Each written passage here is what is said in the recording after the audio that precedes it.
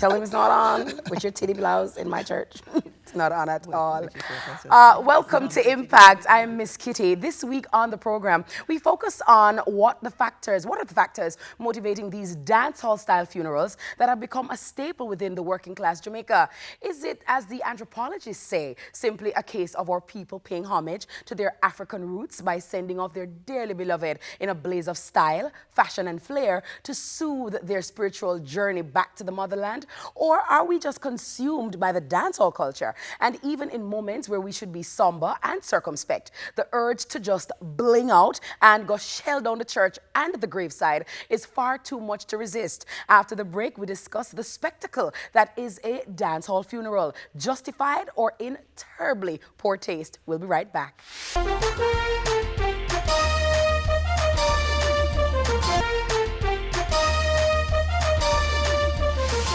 Welcome back to Impact. Images of scantily clad women dressed in gaudy costume jewelry and seemingly dipped in makeup have become associated with many funeral processions in Jamaica. As we hear from this report from George Davis, such scenes attract bitter criticism in some quarters, especially those far removed from the daily realities experienced by those who see nothing wrong with donning the blinging and the bling heading to the funeral. Check it out, George. As with almost everything involving the sexes, the women are the real show stealers at dancehall funerals, dressed in everything from chiffon to cotton to denim to spandex, decorated in everything from rainbow-colored scarves to baby powder, and of course, some of the fanciest tattoos known to skin. These women leave precious little to the imagination as they prance into the churchyard for the service, as bare as they dare. Some attempt to be a little more classy with ball-styled gowns and matching accessories in their attempt at toning down so as not to incur the wrath of the pastor. The hairstyles are expensively assembled and arguably more outlandish than for any other occasion. The men are not to be outdone, and while many wear suits, these outfits are tailored to fit so tight that if you look closely enough, you can probably see $1,000 bill imprinted in their pants pockets. These are the men and women and how they dress when they gather to mourn the passing of a loved one. They make no attempt to look any different for a funeral than they would for a night out on the town at their favorite party venue. But what motivates this way of thinking and dressing? And why is the traditional garb of a funerals and for entering into the house of God rejected by many at the time when they gather with friends and family to say goodbye to their departed? And if there's indeed a time and a place for everything, why is funeral time almost being turned into party time? For Impact with Miss Kitty, I am George Davis. Thank you so very much, George. And before we delve into the discussion of dancehall funerals, let's see where we were before we got to the bling culture. We have in studio joining me this evening, Father Michael Lewis, Communications Officer for the Roman Catholic Church, Pastor Glen Samuels, Ministerial Secretary and Director of Missions Jamaica Union Conference of the Seventh-day Adventist Church, and the beautiful Cheryl Rymond, Cultural Consultant. Ladies and gentlemen, welcome to Impact. How are you? Thank you so very much. Pastor and of course Father, Pastor, and of course Cheryl, the baby powder, the hairstyles, the tattoos. Let me start with Father, because I know that many persons come to your church and your place of worship to bury their dead. The bling culture, Father, and the funeral, the dancehall funerals as they were, are they becoming more popular? Are you seeing more of those? Are you officiating over many of those nowadays? Yes. Yeah. And no. Yeah.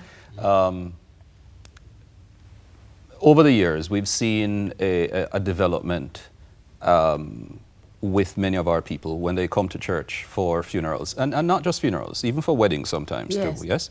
And for me, it's a sense of appropriateness or inappropriateness, where people seem to forget where they're coming and what they're coming for. Yes, they're coming to a funeral. Yes, they're coming to say goodbye. And the church is always sensitive, because this is a very delicate moment for people and their families. It's their loved one that they're saying goodbye to. And we have to be very kind to them. But there are times, even when we stretch our understanding, there are times when it's stretched to the limit. They overstretch it. Yeah, I mean, I must tell you, there have been times when I've just said, you know, this can't work. At which point do you say that? When they're already coming into the church or before? Both. Both. Both. Pastor, let me just bring you in on it. You're part of the Seventh-day Adventist church. I know that back after a very popular dancehall funeral was held at one of your churches, or the churches that fall under your denomination, the SDA issued certain guidelines and certain rules and regulations as to what, if you want to be buried or used to be churched in our church, there are certain guidelines that you have to follow. Talk to me about your experience as to bling and dancehall funerals in your time.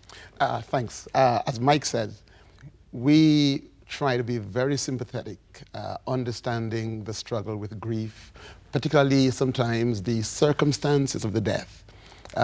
You bend back to allow for ministry to these people, because you're ministering to people, whether they're uptown, midtown, downtown, around town. But many times it is stretched too far. We instruct our pastors, sit with the family long before the funeral, so that you meet with them to pray with them long before you get to putting the program together. You minister to each of them. Then you go to sit on the matter of putting that program together. And part of that discussion must of necessity involve the whole matter of dress and decorum. We've had funerals where folk come and without adhering to what was discussed, in their last tribute, they'll come up on the platform with Heineken and stuff in their hands. Wow, alcohol. And so we've said, no, that's too far. So do you stop it when they're coming up, or how do you do that? How do you mitigate? If you see them before they get up, it's easy. It is when you don't see it, and someone is coming up with a hand behind the back, and then they come up and stay with it. And we have to, folk may not like it, but if you appear before the judge right in court, she's going to say, listen, out. And if you can't go before the judge that way, we certainly can't allow you to come before God in the sanctuary dressed that way or behaving that way. Folk may say you're being harsh and you're not being understanding, but the understanding works both sides. Yes. And even the ones who sometimes behave that way, deep down they know the church stands for something opposite to that kind of behavior. True. And so we are sympathetic to people in their grief, but we're saying, listen, we hold the church to be God's house. Yes. We hold some standards that we must maintain. And regardless of how you may feel, if you violate those, we have to protect them. Because we have a disintegrating culture where we are hardly, I remember when, to be Jamaican, there are some things you wouldn't do. I never dare misbehave in the presence of an adult. Yes. Because they could spank me right then and there. And if I ever dare go home and tell my mother, the Lord have mercy on you. When You're going to get a second dose. Exactly, yes. Exactly. And so we really have to draw the line in order to protect, maybe we can't save this generation, but the one that's coming. But let me ask you though, Pastor, some may say, and Father, you can chime in as well, rend your heart and, not your garment. So, you know what? It doesn't matter what I wear. You should accept me as I am. I'm coming in the house of the Lord. And who knows, maybe I will come in chiffon and leave in gabardine. So it shouldn't matter what I have on. Let me jump at that, because that is a gross misunderstanding and misinterpretation of the text. Yes. Enlighten me, please. The text, in its original context, God was saying to, hey, listen, a sign of your repentance is not the outward fashion of tearing your garment, because they would come with sackcloth and they would even rent or tear the garment to show how deeply sorrowful they are for sin. So when they say render your heart and not your garment, it has nothing to do with what the text. wear. With the apparel. With the apparel. It's not the clothing. He's saying tear your heart. He's saying, listen, your sorrow must reflect how you think. It's not just the external garb you wear that's going to show that you're sorrowful for sin. Right. It is your whole mindset, how you apply yourself to God's instructions. And I'm sure Mike is going to Father, Completely you agree with you, yeah? Glen, of course. And here it is in this culture, whereas Glen said, we know, you know, our people know. Because let me tell you this, watch this. Where I am, whatever church I am, people have a sense as to who I am. Yes. And the kind of standards that I have and that the church has. And when certain people see me coming, if they know they're not dressed properly, you will they scamper away. or you see them, you know, they kind of hide behind somebody because they know if I see them, which I do from time to time, I must confess. I will see someone in the church dressed in a particular way, but I will very discreetly go to the individual and I will say, excuse me, but hello, you know, say you're not supposed to be in here looking like this. In your patois voice. Yes. And I said to them, sometimes I will say, you know what? I know that this is your mother. I know that this is your auntie. I know that this is your granny. I know that this is your friend. But still, this is God's house. Make you have your sit down up here, so. Because when you sit down, you are obviously uncomfortable because you keep pulling your dress down or the lack thereof. Exactly. So I said, tell you what I will do.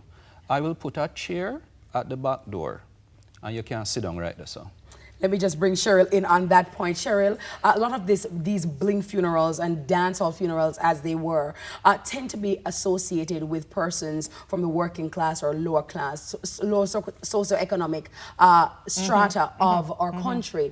Lots of people, is there a cultural construct as it relates to these dancehall funerals? Because as much as you don't see it uptown, it tends to be in a certain demographic. I don't think there is any precedence or antecedent in terms of African roots, which I think was mentioned at one point, to dressing in that kind of way. The only thing that comes to mind is a sort of very loose translation of what used to pertain before, where in the traditional context, a funeral was a double-edged sword in a sense. There was a time for the mourning, so you'd have, you know, approximately in the earlier traditional sense, 9 days, in which to go through the process of grieving, you have setups, and then you have the big, you know, the big event on the ninth night, which was the ninth night. And 9 night doesn't necessarily mean the 9th night anymore. It's any night. It can be weeks after because you delay that. You call it the 9 night, usually the night before the funeral. And therefore, if you have to wait for people to come from overseas or people who convenient for them to leave the country to come to town or vice versa, then you delay the whole process. I don't know what the costs are at the funeral home, but they manage to delay it, I guess, because those who come from overseas are able to substantiate, you know, pay for that kind of thing. But in truth and in fact, you have the time for grieving, and part of the process is also a time for celebration in which you'll find a lot of traditional specifically related to death rituals, like the dinky and the geri and the brockway, and we discovered one in Manchester called runkus, etc., etc. It's something that celebrates life. So therefore you have these very provocative, sexually nuanced kinds of movement in the dances, in the death dances, dances for death. So I can only say that in a very loose way, it is trying to celebrate and exhibit these things that in dance hall really says, I have the power to procreate, to bring life. And I don't know, you know, this is what you call the academics version, because it makes sense in that way.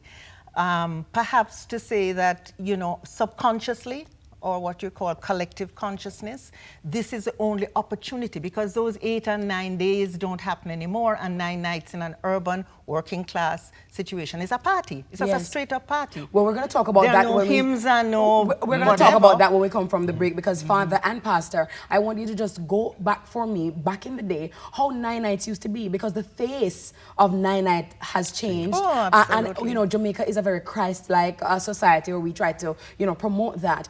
In what we have now, the big sound boxes and the dances and the alcohol and the selling of food and other substances, is that in any way Christ Christ like, and are we really paying homage to the dead, or is it probably more so for the people who are alive? It is. Are 9 nights and funerals now a statement for the dead or the living? We're going to take a short break and we'll be right back. You are watching Impact.